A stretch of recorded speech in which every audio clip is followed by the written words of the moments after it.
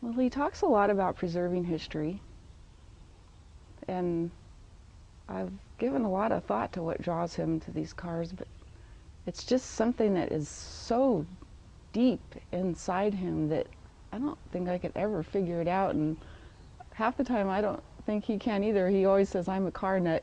So you think nut, crazy. He's just crazy for these cars.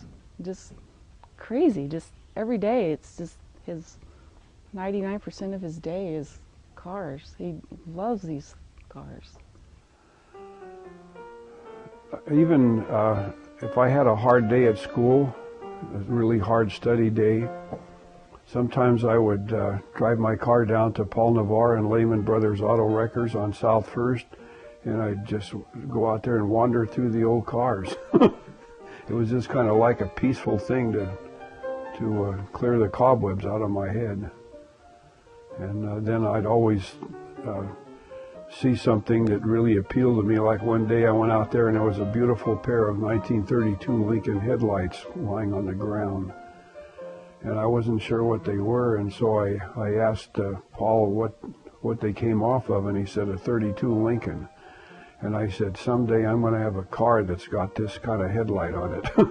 And eventually I had quite a few of them. I think most of us have one time or another bought a Lincoln from Jack. I don't know many Lincoln collectors today that can't say their car wasn't once owned by Jack. He has a mind of an encyclopedia, never forgets a car, never forgets the specifications and displacements or anything you want to know about any particular car. Jack Passey would be the one to go to. I had a really interesting childhood. I spent a lot of time with my uncle, who I thought he was really a fabulous person, and he let me cut automobile pictures out of magazines, and I would cut these pictures out. Eventually I had about 2 inches worth of colored pictures of automobiles from the, remember I was born in 26, so these cars were in the early 30s, early to mid 30s, and I would sit on his front porch and tell him the name of each car that went by, and he said, I don't know how you can tell what these cars are. He said, they all look alike to me. And I said, Uncle Will, they're all different. We had a 1928 Buick Coupe living next door to him, and when I'd hear that car come in, I'd have to run out and stand there and watch it and listen to it. And I remember in the middle 30s, about 1936, the neighbor had a visitor. It was a big 1936 Cadillac, and I'd never seen those huge pontoon fenders. And I stood out there marveling at that car probably for half a day. I just couldn't stop looking at it. And then after I had a few cars, I bought a 28 Stutz and a couple of old Chevrolets that were just fun cars, and I had a 1931 Pierce Arrow, and pretty soon I could see what was happening. But there is one person, his name was Norman Griswold, and he had a place called Griswold's Chicken Dinners, and I went over to see him, and he had 17 cars, and after I looked at his cars, he had kind of a museum there in Ripon on Highway 99. And I came home and I started telling my girlfriend that, boy, he has 17 cars. I'd really love to have 17 cars someday. And that seed got planted in my head. And the day that I acquired the 17th car, I wasn't ready to quit. It just kept going. When I bought my first Lincoln, then I realized how beautifully built cars could be. When I was in high school and I had a 27 Essex, that was not one of those high quality cars. It was okay, but they didn't call them Essex Super Sick because they were fabulous cars. Then I found the 31 Pierce and bought that. Then I bought a 37 Packard 12, and I started realizing what really fantastic cars some of these classics were. And whenever I'd see one on the street with a for sale sign, if I could scratch up the money, I'd buy it. The Lincoln was advertised in the San Jose Mercury for $50. He said, I'm really interested in your car. Does it run? And he said, it's got a broken piston. He said, it runs, but it's knocking. I said, can I look it over? And I looked inside of it and lifted the hood and everything. And then I took the engine all apart and found what a miraculous piece of engineering the Lincoln engine was, and I rebuilt it. And that was my first experience with the Lincoln. And of course, I still have the car. Quite a few years ago, somebody asked me that question, and I don't know where this came from out of my head, but I said, well, to me, a Packard is kind of like a beautiful painted up floozy, and a Lincoln is like a very dignified woman of character. And that isn't totally fair for the Packard, because the Packard is a really great car, but they are beautiful. And they are way more showy than a Lincoln. The Lincoln is a more dignified looking car. But the Packard still has it just has the look. I mean, you can't stand and look at one without being awe-stricken in some way. While I was still in school, the family that owned Keystone Coffee Company in San Jose were really nice people. They knew I could work on cars. Henry and David were the sons, and they went to school with me, and so they got with me one time and said, would you like to take care of all our salesmen's cars and trucks? And I said, well, yeah, that'd be great. So they had, at that time, 8 trucks. They eventually ended up with 15, which I took care of all of them. And they had about a half a dozen salesmen's cars, and I made enough money taking care of that fleet that I started buying cars. And of course, when I moved out of Vermont Street, which was a medium-sized building, I bought a huge chicken ranch with my parents. It had a 220-foot long building on it.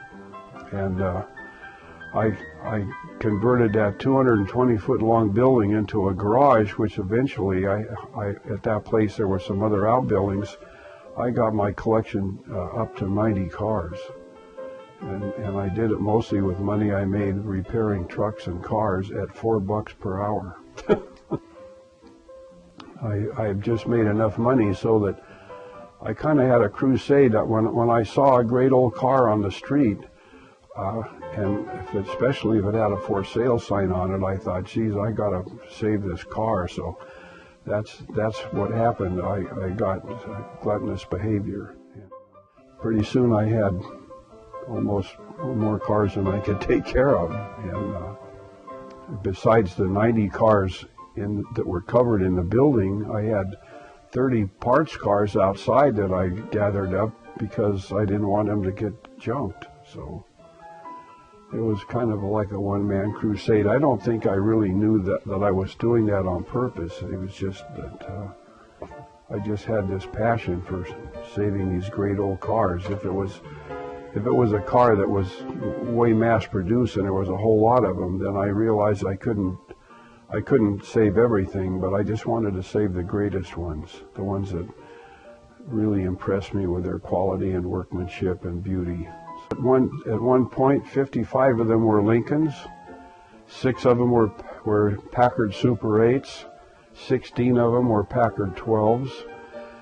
There were 5 Duesenbergs. There was a Cunningham, about 5 or 6 Pierce Arrows. I knew I had to peel my collection down somewhat, as painful as it might be, but I was really selective on who I sold cars to. If a person came in to buy a car and he didn't talk right, then I wouldn't sell him the car.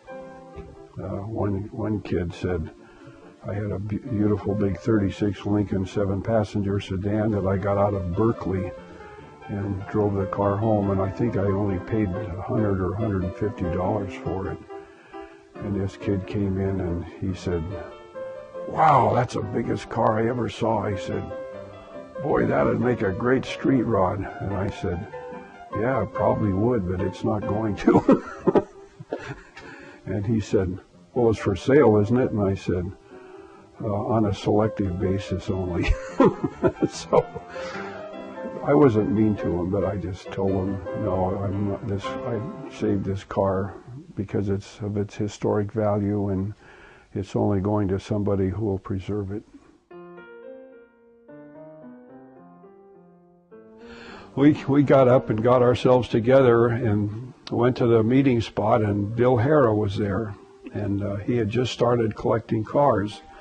And he walked up to me, and I was sitting in my car. He introduced himself to me, and it's a right-hand drive, so he came up to that side and told me who he was. And he said, I'm really interested in building a car collection. And he said, I'd be very interested in your car. Would you be interested in selling it? And I said, oh no, Mr. Harrah, I love this Pierce Arrow. And I said, I probably never will sell it. And that was our first encounter. And a couple of years later, he started putting on what he called a Reno tour, and he had people come from all over the place, and his tours got to be really big and really famous. And they'd all congregate in Reno and Lake Tahoe. Usually we went to Lake Tahoe first, and we'd have a headquarter motel at Lake Tahoe, but we go into Reno and Virginia City and kind of mess around maybe the north side of the lake, things like that. And they had the Firehouse 5+2 Dixieland band, who came in their big American LaFrance fire engine. And we'd have our barbecues and lunches out in a park in places like Gardnerville.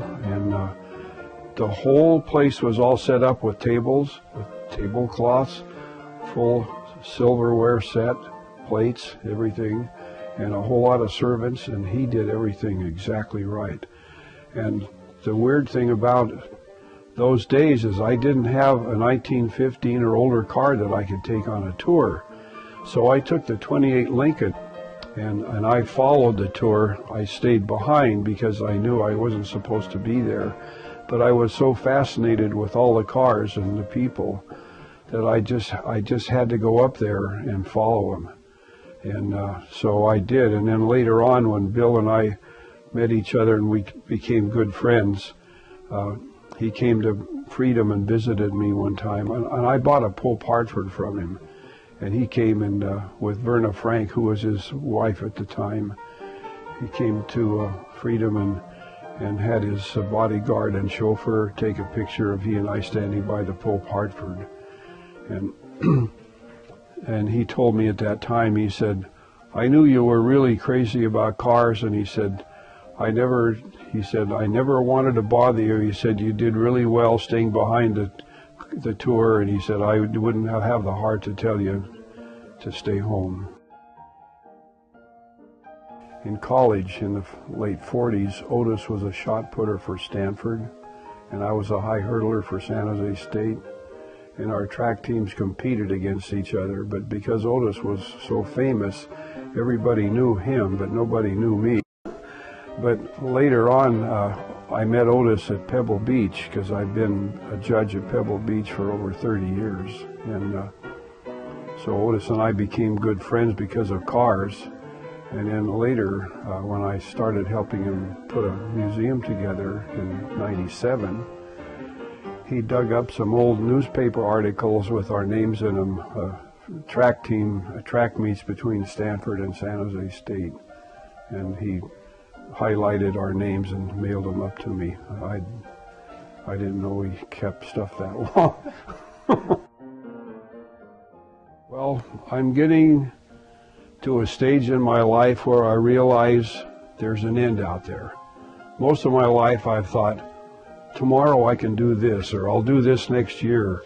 Well, now I'm realizing that I've used up a whole lot of those years, and I really love life, and I really am attached to my cars, but I also love my kids and my grandkids and my wife. I've been really lucky all my life. I've enjoyed pretty good health, and I've never had to lose anything because of a problem. I always made it work.